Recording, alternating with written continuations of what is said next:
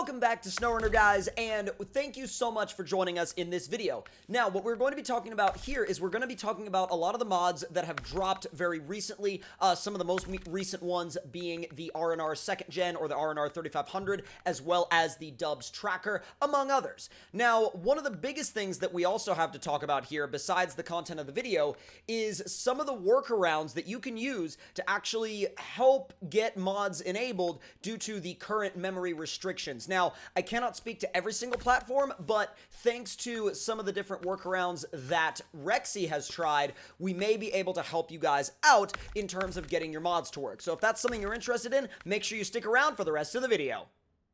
Now, once again, as I said in my previous console mods video, this gameplay was recorded on an Xbox Series X, which seems to be why I am able to run more mods than usual, even with the memory restrictions. Now, let's go ahead and dive into, first of all, what we're going to be doing in this video, and then secondly, how you guys can potentially work around that memory limit, and also how you can potentially get this truck to work if you were watching this video before the memory patch drops. Now, the map we are on in this video is called Lime's Backyard, and we actually have 3 vehicles that we're going to be putting up against each other today. We have this rig, which is, again, the Big Moose 3500. We're also going to be using the FB83, which is basically a console-friendly Ford Bronco, and we've also got Dubs Tracker.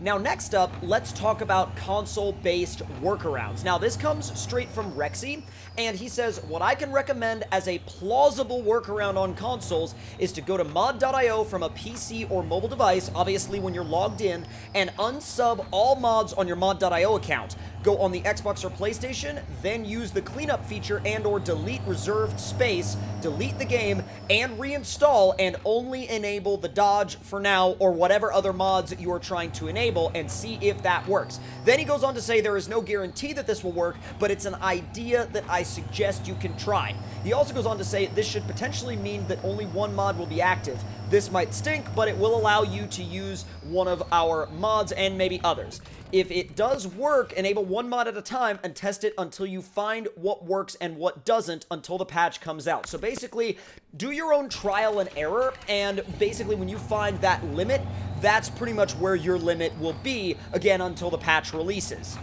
Now, moving on to the actual vehicles in the video, we're going to go ahead and we're going to park the 3500 right here, and then we are going to come out of the garage in our newly customized FB83, which is basically a console-friendly version of an 83 Ford Bronco, and this one is going to be sporting some Tega tires. Now, we're going to go ahead and park that up next to the 3500, and then we are going to go and pick up Dubs Tracker. Now, Dubs Tracker, usually people either they see this thing and they go, what the heck is that? Or they see it and they're like, oh my god, I need it. And hopefully, after you watch this video, you'll definitely add it to your console mods collection because it is a absolutely hilarious vehicle to drive, especially in the mud. Go ahead and throw some of the biggest mud tires you can find, and especially if you want to be fast in the mud, throw some tires on it that are tall, but also quite skinny. And I was going to go with those initial tires that I had, but then I actually decided to switch over to these 47-inch boggers because they were a little bit narrower, and the way the SnowRunner physics system works is it actually favors narrower tires in the mud, and it'll allow you to stay in high gear in the mud for longer. So a little bit of an odd kind of tip there, but if it's something that you're struggling with, I definitely recommend giving it a shot. Now that we've hopped back into the 2nd Gen, we're going to start running it through some of our tests on Lime's Backyard. Now, once again, I really enjoy Lime's Backyard. It's definitely a bit of a smaller map. You're not really going to be getting into any kind of long hauls or anything out here. You're not going to be getting into any, like, you know, gigantic adventures per se. But it's more of a map built to just, you know, go hang out with your buddies and have some fun.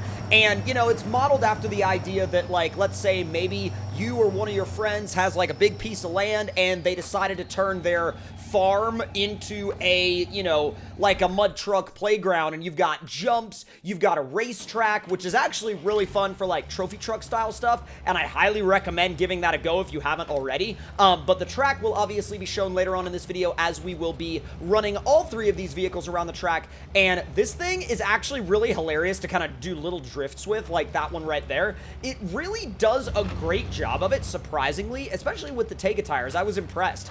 Now, I know that a lot of people usually have a lot of things to say about the Tega tires, and sometimes those things aren't the greatest because they're like, oh my god, it's the most overused tire in the universe. But honestly, since I haven't used them in a long time, I thought they were really at home on this rig. And not only that, but did you guys see how incredibly stable it was off of that jump? Now, considering the fact that I have the twin turbo V8, or actually single turbo V8 in this tracker, as well as the Yeet box, like literally that's what it's called. The gearbox is just called the Yeet box. It definitely lives up to that name and absolutely sends it everywhere it goes. It's no question the fastest one of the three, and you'll see what I mean in just a moment because I decided to throw it into high, yeet off the jump, and then I decided to do a couple of laps around the mud pit just because. Now, there was a small spot right here where it did start to dig, and so I will say I think Lime's Bronco is actually a little bit quicker in the mud than Dub's Tracker, but not by much. And the cool thing about the Tracker is the fact that you can set it up to be a crawler, you can set it up to be a mud truck, you can set it up to be really a whole host of things and really a whole host of like whatever you want to do with it.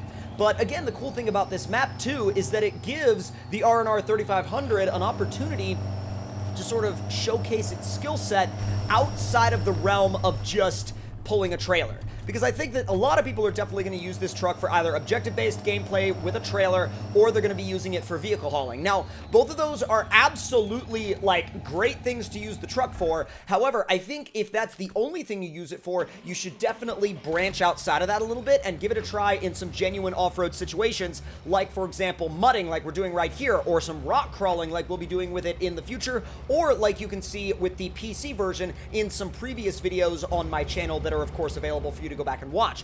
Now, I was actually pretty impressed with how the FB83 performed in high in the mud. Now, granted, this was also my very first time driving the FB83, so those of you that have experience with it, as this one has been around for a little while longer in the console mod space, may be like, well, of course, it's doing really well. That's what it does. And I think for me, you know, having never driven it before, I really did want to see, because it had been lingering around in my mod browser, and I really never had the chance to kind of just jump into it and give it a go. But fortunately, today I did, and I was actually pleasantly surprised and pleasantly impressed. Now jumping back into Dub's Tracker with, of course, the ever wonderful Yeet box, I decided to go ahead and take it for a rip and put it in high like I did the other two, and it acts like the mud isn't even there. It really just gets into gear and just digs and goes. It really gives absolutely no care in the world to the fact that there's mud there, and I love that. Now, as we park the Tracker and we hop into the R&R 2nd Gen, you'll notice that at the end of that stretch of road on the right, there are a couple of different trails, or rather just lanes that you can go down. And my favorite one is the one on the far end, and it's got this massive jump right here. And what I love about this is the fact that you can absolutely just send the R&R 3500 into the mud.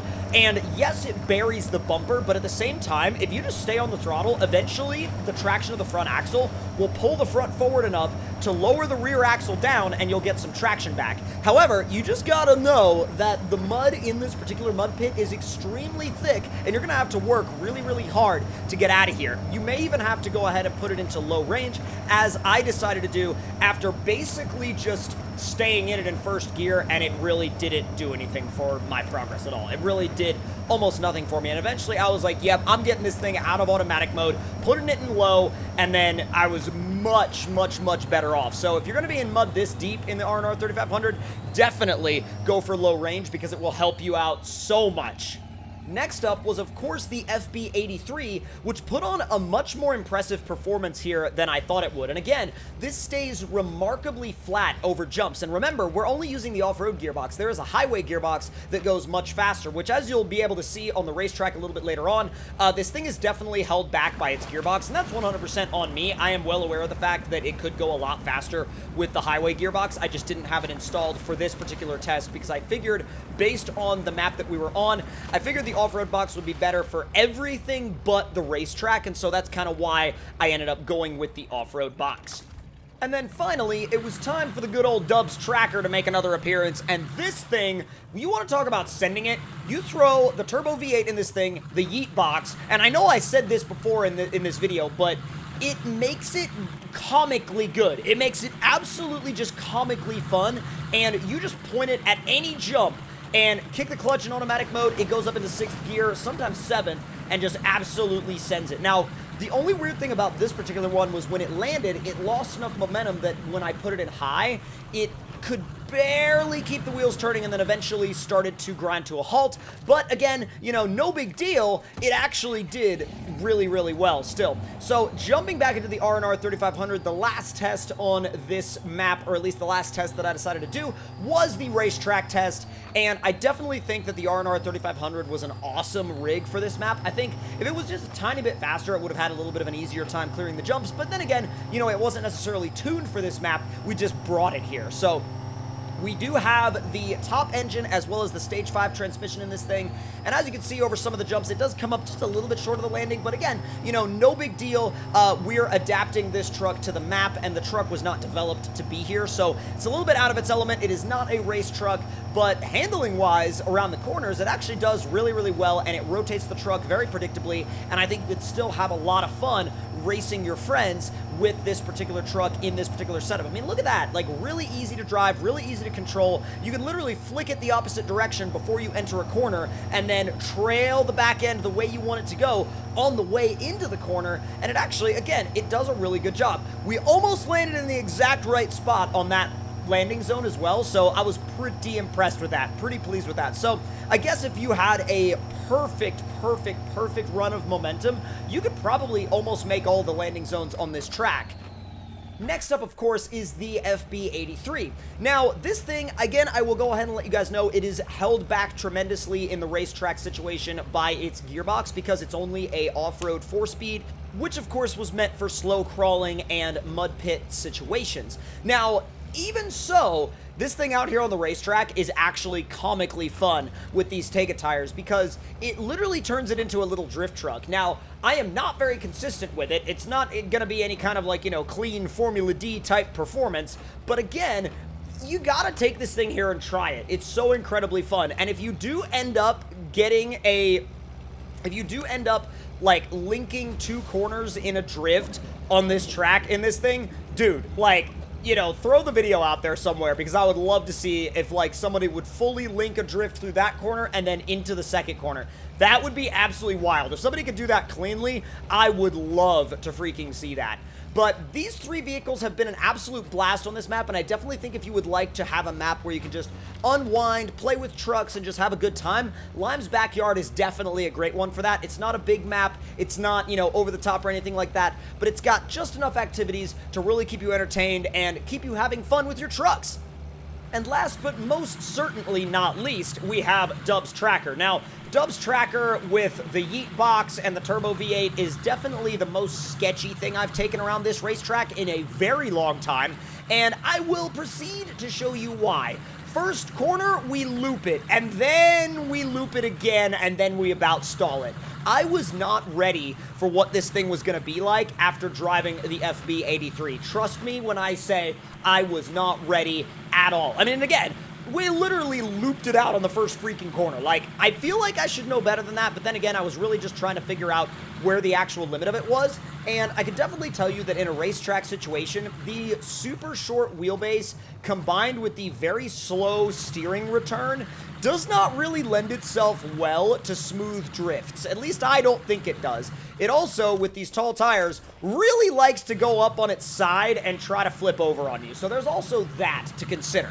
But, again, it is still hilariously fun to drive, and I could totally see it being a blast to race this thing with your buddies, like, on this track. You get 4 of these things out on this track in multiplayer, and I promise you that endless laughter will ensue. And you know how this thing makes its way to the finish line? It zigzags all the way down the track, and then zigzags its way across the final corner, drives up the hill, taps a tree, and then drives back down and does circles across the line, and then also the entry road to the racetrack. So that's going to do it for this video, guys. If you did enjoy, make sure to let me know your thoughts in the comments below. Hit that like button if you enjoyed, subscribe if you're new, and I'll see you guys next time.